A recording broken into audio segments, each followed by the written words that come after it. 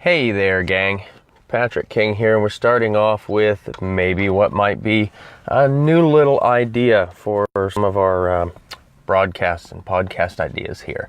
Coffee conversations. So, plenty of you know how addicted I am to coffee, so this is a great way for me to chat a little bit with you while I'm having a cup here, and who knows, maybe in the future we'll have some guests join us for these coffee conversations. And it's all about just chatting about random topics, and feel free, send in topics that you might like to be covered, different than the question and answer sessions that we do, in that this is more just kind of theoretical discussion. So wanted to start off by talking about this idea, this old kind of antiquated idea that we shouldn't let the horse win when we're talking about a working or training situation.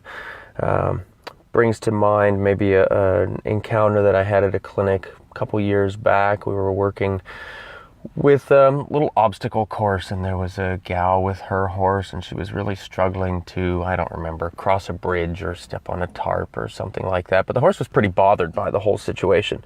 And when we got a little plus with the horse, I told the gal at that point, back off, give her some time to think.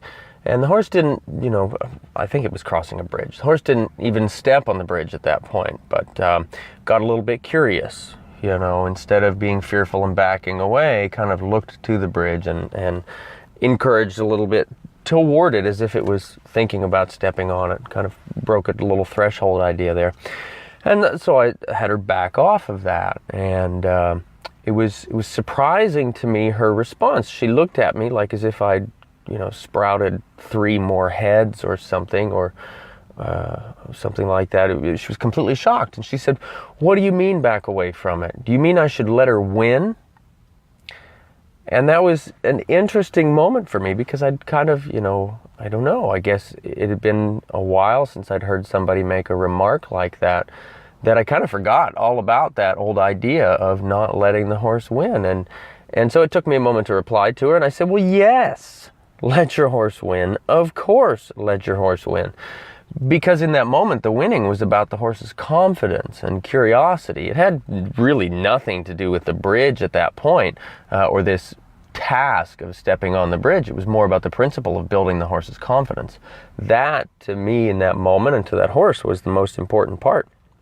So, and it's funny, because since that day, I've really become aware of the moments when people talk about the horse winning, as if they're winning something over on them. And I find that to be pretty interesting. If we think about it from a working perspective, the horse is really only doing one of 2 things, right? He's either doing what he thinks we want him to do, or he's doing what he thinks he has to do for survival.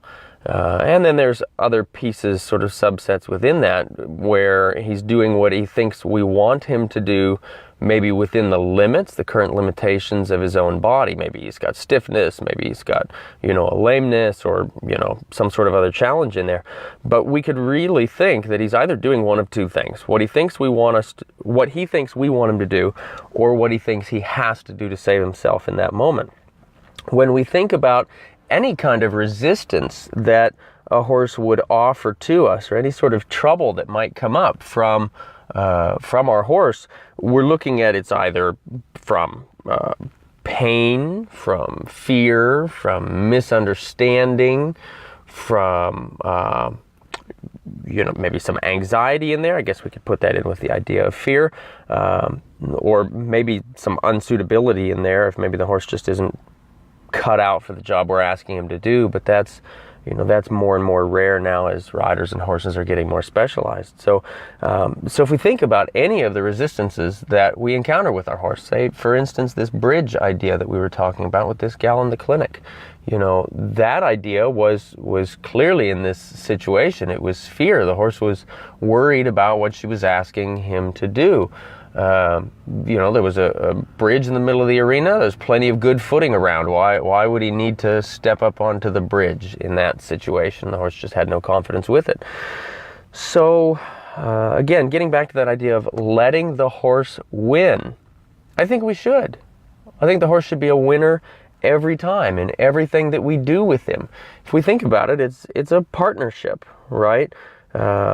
We would want our partner to feel like a winner. I wouldn't want to go into a working partnership with anybody and feel like as part of that partnership, I was always losing, right? That wouldn't make any sense. We'd want to get out of that partnership pretty quick. In order for our horse to do what we want him to do in any given situation, he has to feel good about it. So should he feel like a winner? Yes, absolutely he should. Again, think about that partnership. Horsemanship itself, anything we do with a horse, it's about the horse and the human becoming better together. So if the horse wins, then we win too, really, in that idea. Because he's just going to be more suited to doing what it is we want him to do. He's going to feel more confident about doing that. So that's something we want to think about. He should feel like a winner. We have to understand where that resistance is coming from. If we're asking him to do something, is he resisting because he's afraid? Well, then we need to help him feel confident. And then he can be a winner. Is he resisting because there's some sort of pain? Well, if that's the case, then we would need to address that so that then he can be a winner. Is there something he just doesn't understand?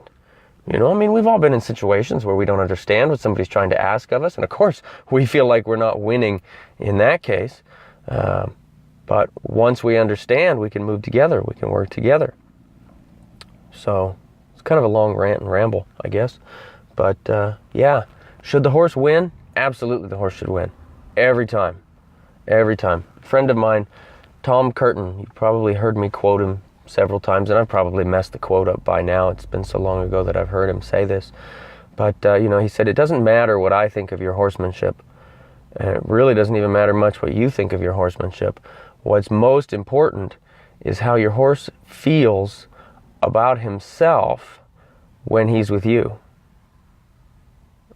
That carries a lot of weight for me. I want the horse to feel like a winner. I think that's pretty important. All right, I'll stop rambling. I'll let you get on with your day. I hope you've joined me for a cup of coffee here in our coffee conversations. If you've got any thoughts or theories you'd like me to chat about or any topics you'd like me to cover, feel free. Put those in the comment section of the little audio here. That'd be great. And like I said, maybe in the future we'll have some other guests come on for these little coffee conversation moments. I think that'd be great. If you've got people you'd like to hear, make sure that you enter that in the comments section too. Put that down there. See who we might be able to get to join me for some of these. I think that could be a lot of fun. And hell, for me, coffee with anybody sounds good. So, all right, gang. Enjoy your day. Thanks so much for tuning in.